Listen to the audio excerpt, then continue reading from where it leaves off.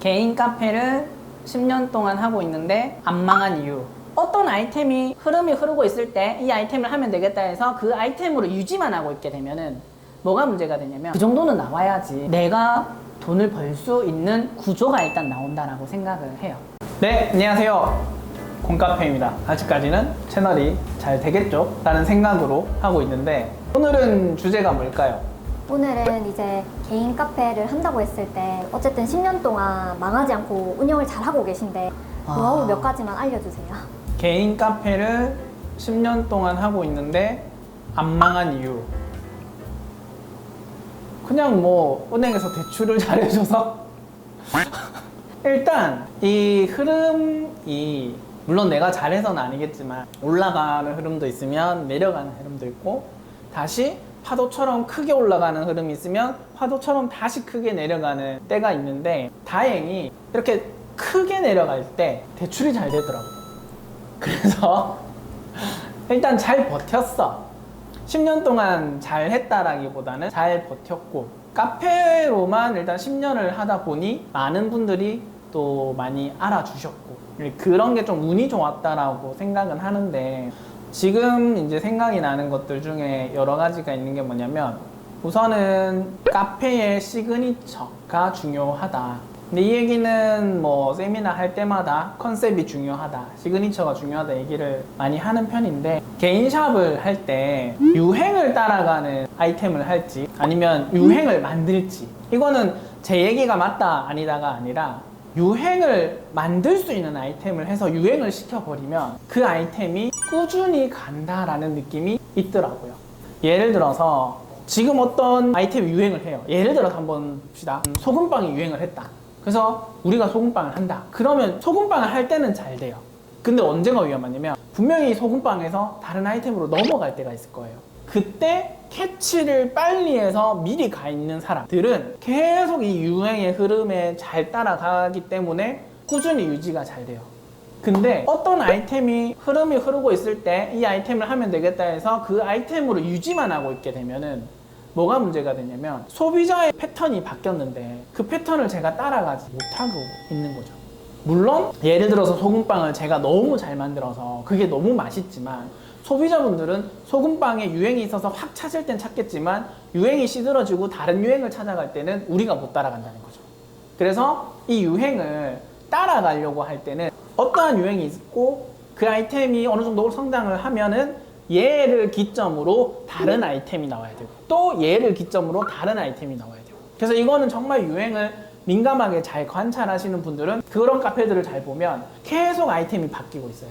그런 게 한 가지 느꼈던 거고 또 한 가지는 뭐가 있냐면 내가 그 아이템을 유행을 시킬 건지 만약에 이 아이템을 유행을 시켜버리면요 이 집은 살아요.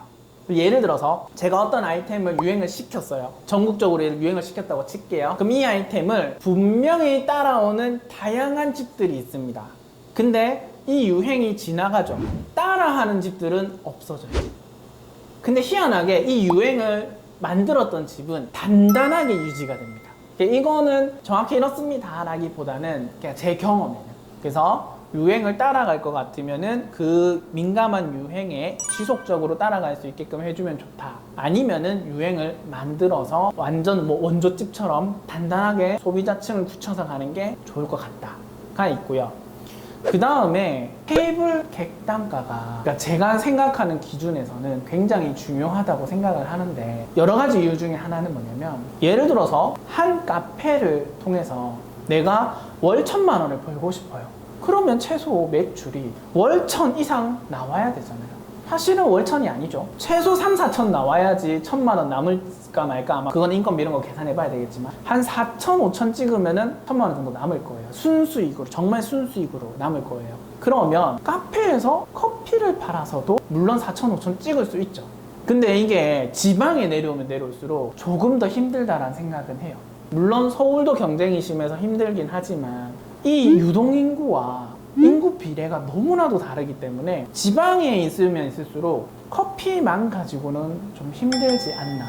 물론 뭐 윗지방도 마찬가지겠지만요. 그러면 다른 커피에 관련되어 있는 아이템이나 아니면 뭐 디저트적인 부분에서 객단가를 좀 메꿔줄 수 있는 그런 아이템들이 저는 필요하다고 생각합니다. 저희도 뭐 여러 가지 팔잖아요. 메뉴를 여러 가지 팔 때 제가 느끼는 것 중에 하나는 뭐냐면 결국은 음료 값을 낮춰서 객단가가 떨어지게 되면 내가 일하는 시간이 더 많이 늘어나는 거고 나의 이 노동의 강도가 더 높아지거든요.